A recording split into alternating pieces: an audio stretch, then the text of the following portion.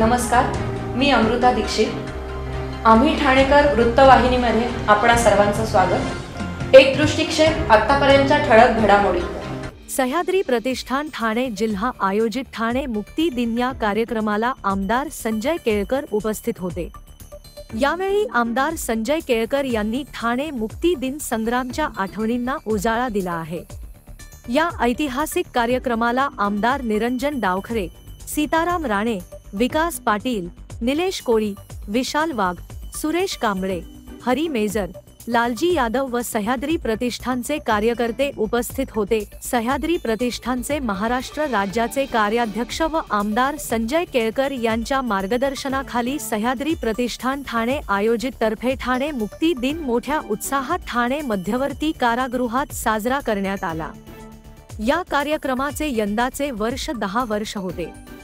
पोर्तुगीजांनी अनेक हाल येथील जनतेचे केले। पोर्तुगीजांच्या अत्याचाराला जनता कंटाळली होती। या जाचातून सोडविण्याकरिता त्यांनी बाजीराव पेशवे यांच्याकडे याचना केली असता 27 मार्च 1736 साली चिमाजी अप्पा यांनी एका रात्रीत स्थानिकांच्या मदतीने ठाणे किल्ला पोर्तुगीजांच्या तावडीतून सोडविला आणि ठाणे मुक्त केले। या लढाईत बलकवडे, ढमढरे, अंजूरचे नाईक यांनी पराक्रम गाजवला अशी माहिती संजय केळकर यांनी उपस्थितांना दिली। आमदार निरंजन डावखरे यांनी ठाणे मुक्ती दिनाच्या नागरिकांना शुभेच्छा दिल्या। आज अतिशय साधेपणाने, कारण आचारसंहितेचा भाग असल्यामुळे ठाणे मुक्ती दिन साजरा केला। आमच्या सह्याद्री प्रतिष्ठानच्या माध्यमातून गेली 10 वर्ष आपण हा ठाणे मुक्ती दिन साजरा करतो। हे किल्ला जो आहे ठाण्याचा, हा पोर्तुगीजांच्या ताब्यात होता। ठाणे आणि सगळा परिसर त्या काळी, म्हणजे मी जे सांगतोय ते आपल्याला 1737 साली पोर्तुगीजांच्या ताब्यातला किल्ला जो आहे तो त्या ठिकाणी मराठ्या सरदारांनी येऊन मुक्त केला आणि हा अतिशय आनंदाचा क्षण आहे आणि त्यामुळे त्या ठिकाणी आपण हा मुक्ती दिन साजरा करतो। या निमित्ताने पोर्तुगीजांनी ज्या पद्धतीने या शहरामध्ये त्यावेळेला प्रत्येक कुटुंबातला एक व्यक्ती जो आहे तो डांबून ठेवला होता की कोणी उठाव करू नये, बंड करू नये, आणि तरी देखील त्या पार्श्वभूमीवर मराठा सरदारांनी त्या ठिकाणी एका रात्रीमध्ये हा पोर्तुगीजांचा जो किल्ला आहे तो त्यांच्या ताब्यातून घेतला। त्यानंतर मग ब्रिटिशांकडे होता आणि 1947 सालीच्या नंतर तर तो देशाच्या ताब्यात आला। त्यामुळे हा वैभवशाली इतिहास आहे, हा स्मरणात राहणारा आहे, हा शौर्याचा, पराक्रमाचा असा इतिहास। आत्ता जे जेल आहे, हे जेल हा किल्ला होता आणि या किल्ल्याच्यामध्ये, या जेलच्यामध्ये स्वातंत्र्य लढ्यामधल्या क्रांतिकारकांचा इतिहास आहे, स्वातंत्र्यवीरांचा आहे, वासुदेव बळवंत फडकेंचा आहे, अशा अनेक योद्ध्यांचा की ज्यांनी या देशासाठी काम केलं, अशा सगळ्यांचा इतिहास आहे। नव्याने आता मी स्वतःच पुढाकार घेऊन आम्ही या ठिकाणी एक स्मारक देखील करतो आहे। शासनाने एक फार मोठं मौलिक असं सहकार्य केलेलं आहे DPDCने की पोर्तुगीजांच्या ताब्यातून जेव्हा ठाणे मुक्त झालं तर त्याचा म्युरल्सच्या माध्यमातून ते रेखाटलं गेलेलं आहे आणि स्वातंत्र्य लढ्यामध्ये क्रांतिकारकांना या ठिकाणी फाशी झाली आहे, तर क्रांतिकारकांचा इतिहास देखील या किल्ल्याच्या माध्यमातून, आता असलेल्या या जेलच्या माध्यमातून बोलायला लागेल आणि इथल्या जनतेला देखील तो खुला राहील की त्या ठिकाणी येऊन म्युरल्सच्या माध्यमातून ते बघतील। याचं काम जे आहे ते आता 50% काम राहिलेलं आहे। या 4 महिन्यामध्ये हे पूर्ण झाल्यानंतर याचं लोकार्पण होईल आणि शेवटी ठाण्याचा इतिहास, कारण ठाणे हे ऐतिहासिक शहर आहे, याचं ऐतिहासिक ज्या म्हणून वास्तू आहेत त्याचं जतन झालं पाहिजे, इतिहासाचं जतन झालं पाहिजे आणि पुढच्या अनेक पिढ्यांना हे कळलं पाहिजे की या किल्ल्याचा किंवा या जेलचा इतिहास काय आहे।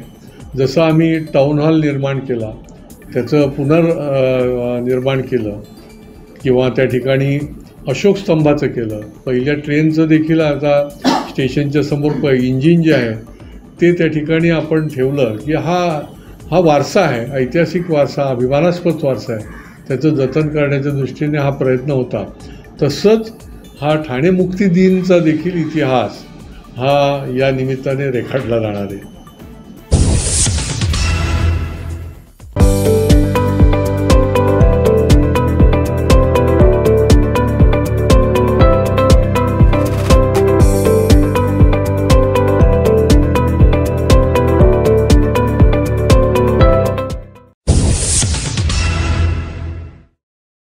ठाणेकर मालमत्ता करदात्यांसाठी करातील व्याज माफी अभय योजना 31 डिसेंबर 2023 पर्यंत मालमत्ता करावरील 100% व्याज माफ, तसेच 1 जानेवारी ते 15 जानेवारी 2024 या कालावधीमध्ये मालमत्ता करावरील 75% व्याज माफ।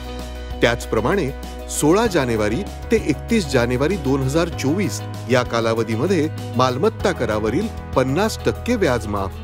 तरी सदर व्याज माफीच्या अभय योजनेचा ठाणेकर करदात्यांनी लाभ घ्यावा। महानगरपालिकेच्या कोणत्याही संकलन केंद्रावर कर भरण्याची सोय आहे।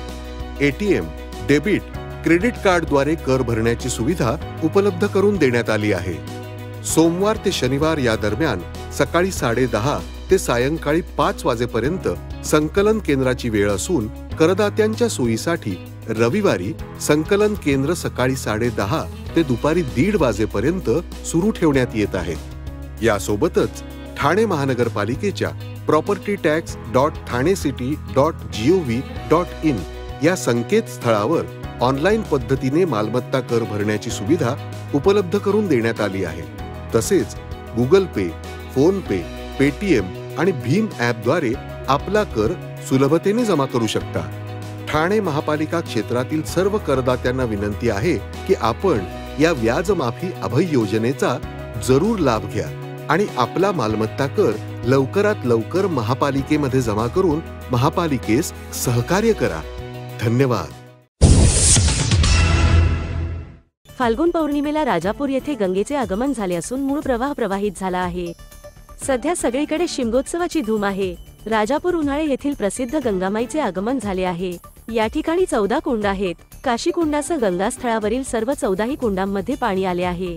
यातील काही कुंडे फुल भरले आहेत। आता भाविक गंगा स्नानासाठी या ठिकाणी येत आहेत। राज्यातल्या वेगवेगळ्या ठिकाणाहून अनेक पर्यटक तसेच भाविक या गंगामाईच्या दर्शनासाठी राजापुरात येत आहेत। आज प्रतिगंगा म्हणून ओळखली जाणारी राजापूरची गंगा, त्या गंगेचं आगमन झालेलं आहे। काशीची जी गंगा आहे तिकडे जाणं तर आपलं होत नाही, पण या ठिकाणी असलेली आपली पवित्र आणि मंगलमय राजापूरची गंगा जिचं आज कालच आगमन झालेलं आहे आणि सर्व भाविक इथे गंगेचं दर्शन घेण्यासाठी येत आहेत। एक प्रसन्नमय वातावरण सगळीकडे निर्माण झालेलं आहे। कालच कोकणामध्ये शिमगोत्सवास सुरुवात झाली आणि त्या शिमगोत्सवाच्या आनंदात अजून भर म्हणजे ही राजापूरची गंगा आपल्या भेटीला आलेली आहे। आम्ही सुद्धा या ठिकाणी आलेलो आहोत, स्नान केलेलं आहे, पवित्र अशा गंगेचं दर्शन घेतलेलं आहे। सर्व भाविक भक्तांची गर्दी होत आहे आणि सर्वजण या मंगल वातावरणाचा आनंद लुटत आहेत। मी कोल्हापूरहून आलो आहे। राजापूर या ठिकाणी आज गंगेचे दर्शन मिळालं मला इथे। तर होळीनिमित्त आम्ही इकडे फिरालतो कोकणमध्ये, तर गंगेचं दर्शन आज मला इथे मिळाले चांगलं असं। म्हणजे टोटल 12-13 कुंड आहेत। पूर्ण गंगेचा उगमस्थान प्रथमच आम्ही पाहिलं, खूप चांगलं वाटलं। राजापूर कालच गंगामाईचे आगमन झाले आहे। राजापूरची पवित्र स्थान हे गंगास्थान आहे आणि कालच्या या पौर्णिमेच्या होळी सणानिमित्त गंगामाईचे आगमन झालेलं आहे। ही राजापूरवासियांसाठी एक अभिमानास्पद गोष्ट आहे आणि याचं पवित्र राखण्यासाठी आम्ही या गंगामाईच्या इथे आलेलो आहे स्थानात। आणि ही गंगा आता आलेली आहे, तर एक आम्हाला एक आनंद असा आहे की जे काल होळीचा सण झाला, दर 5 वर्षानंतर 2 वर्षांनी होळी जी आहे टोपेश्वरची ती आपल्या इथे चौकामध्ये येते आणि त्या टोपेश्वराच्या भेटीसाठी गंगामाई आले असं एक कुठेतरी घडल्यासारखं असं वाटत आहे आम्हाला। आणि ही गंगा तरी येथे स्थान आहे ते काशीला आहे आणि ती गंगामाई आपल्या राजापूरला अवतरते याचा आम्हाला खूप आनंद आहे। आणि ह्या गंगामाईच्या स्थानासाठी आम्ही आज राजापूरवासी इथे प्रकट झालेलो आहोत। धन्यवाद। चिरा बाजार ताडवाडी सार्वजनिक उत्सव मंडळ हे 118 वर्षांपासून होलिकोत्सव साजरा करत आहे। या कार्यक्रमातील उपस्थितांचे म्हणणे आहे की इकडे येऊन लोक कोंबडा कोंबडी, फळ, साडी आणि नारळ हे होळीला अर्पण करतात। या माध्यमातून ते आपली इच्छा मांडत असतात। तसेच उपस्थित महिलांचं म्हणणं आहे की होलिका दहनमध्ये जे साडी इकडे चढवतात पण जाळत नाहीत। अशा आगळ्या वेगळ्या रीतीमुळे ही होळी मुंबईत प्रसिद्ध आहे। या सणानिमित्ताने काही महिलांनी कार्यक्रमस्थळी छोटे स्टॉल लावत व्यवसायाचा पण अवलंबला आहे। तसेच एकमेकांना होळीच्या शुभेच्छा देत रहिवासी उत्साहात होळी साजरी करत आहेत। माझं नाव सौ नेहा मयूर पिंगळे. ही होळी मला वाटतं 118 वर्षापासून ही आमच्या वाडीत साजरी केली जाते आणि या होळीचं असं महत्त्व आहे पूर्वापार, म्हणजे आता माझ्या जन्मापासून मी ऐकते की ही होळी नवसाला पावणारी होळी म्हणून प्रसिद्ध आहे. पूर्ण एरियामध्ये लांबून लांबून लोक येतात. नवस पूर्ण झाले की कोंबड्या, साडी जसं इच्छेप्रमाणे देतात. पण आता नवीन पिढीनुसार आमच्यासाठी असं या होळीचं महत्त्व आहे की सगळ्या माहेरवाशिणी या होळीच्या निमित्ताने पुन्हा येतात, पुन्हा एकोप्याने भेटतात, सगळे मिळून सण साजरा करतात आणि भेटण्याची एक संधी, आनंद वाटण्याची एक संधी मिळते. आणि स्त्रियांसाठी तर हा खूपच वेगळा सण असतो आमच्यासाठी की सगळ्या जुन्या मैत्रिणी, जुन्या सगळ्या नातेवाईक आम्हाला भेटतात आणि आम्ही एकत्र मिळून साजरा करतो सण.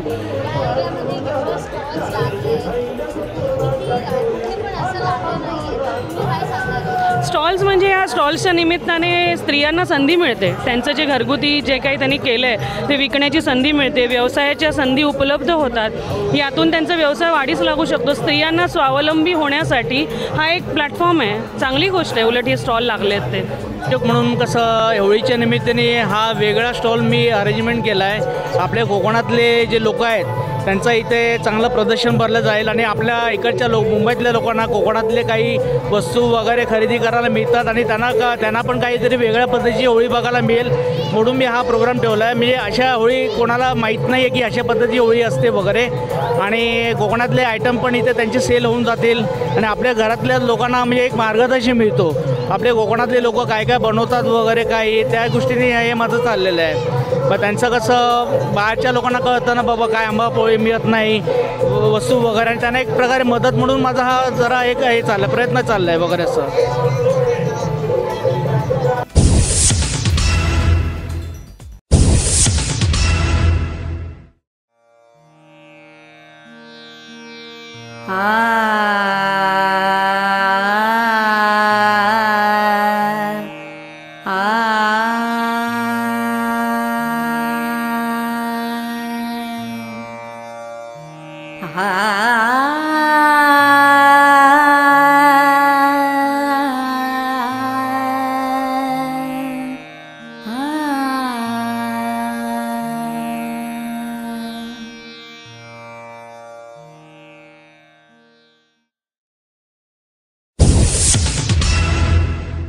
आम्ही ठाणेकर. आम्ही ठाणेकर. आम्ही ठाणेकर. आम्ही ठाणेकर. होय, ठाण्यात आम्हाला अभिमान आहे आणि होय आम्ही ठाणेकर.